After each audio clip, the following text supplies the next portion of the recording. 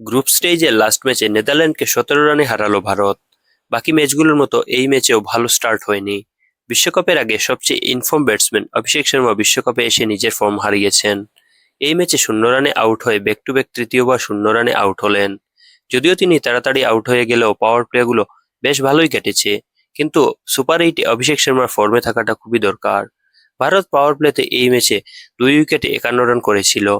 নেদারল্যান্ডসের spin tactics বেশ ভালোই কাজ করছিল, আর এটা মানতেই হবে। ভারত এই ম্যাচে একদমই প্রত্যেক বলে বড় শটে টার্গেটে যায়নি, কারণ মাঠ বড়, স্ট্রাইক রোটেট করে রান তুলেছে। লাস্ট 4-5 ওভারে একদম দুর্দান্ত অ্যাটাকিং খেলেছে। ম্যাচের মেইন মোমেন্টাম বদলে গিয়েছিল শিবম দুবে মাঠে নামার পরে।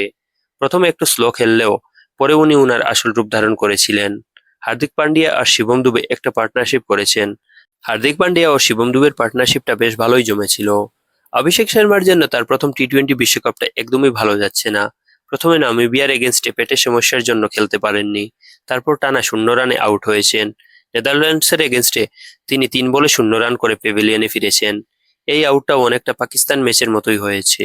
ওই ম্যাচটাতে সালমান আলী আগার প্রথম ওভারে 2টো ডট বল খেলার পর বড় শট মারতে গিয়ে আউট হয়েছিলেন, আর এবারও ব্যাক টু ব্যাক 2টো ডট বল খেলে বোল্ড হয়েছেন। এই টুর্নামেন্টে তিনি এখনো পর্যন্ত ইউএসএ, পাকিস্তান ও নেদারল্যান্ডসের বিরুদ্ধে ম্যাচ খেলেছেন, আর 3টে ম্যাচেই তিনি 0 রানে আউট হয়েছেন। 2026 সাল মাত্র শুরু হলো, আর এরই মধ্যে এটা তার পঞ্চম ডাক। নিউজিল্যান্ডের বিরুদ্ধে ম্যাচেও 2টো ডাক করেছিলেন তিনি, কিন্তু এই সিরিজে আবার 84 আর 68 রানের মতো 2টো অসাধারণ ইনিংস খেলেছিলেন। তাই টিম ম্যানেজমেন্ট আশা করছে অভিষেক তাড়াতাড়ি কামব্যাক করবেন, যেটা আমরা সবাই আশা করছি।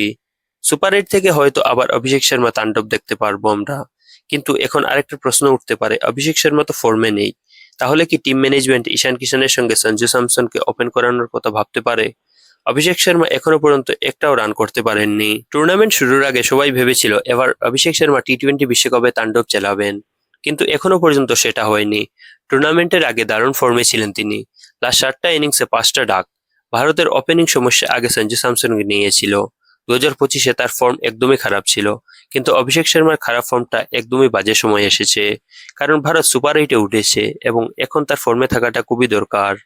ভারত সুপার 8-এ সাউথ আফ্রিকা, ওয়েস্ট ইন্ডিজ ও জিম্বাবুয়ের মতো টিমের সাথে খেলবে, কিন্তু অভিষেক শর্মা যতই খারাপ ফর্মে থাকুক, এখন তাকে কোনো মতে বাদ দেওয়া যাবে না। তিনি যে কোনো দিন রান করতে পারেন, আর যেদিন করবেন সেদিন আর দেখতে হবে না অন্য প্লেয়ারের দিকে।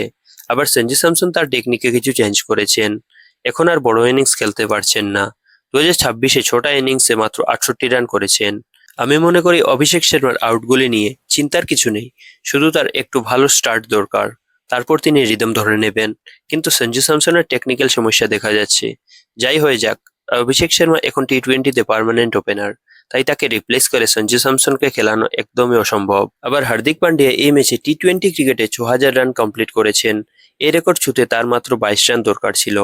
হার্দিক 278টা ইনিংসে এই মাইলস্টোন অর্জন করেছেন। এই ফরম্যাটে তার 25টা হাফ সেঞ্চুরিও আছে।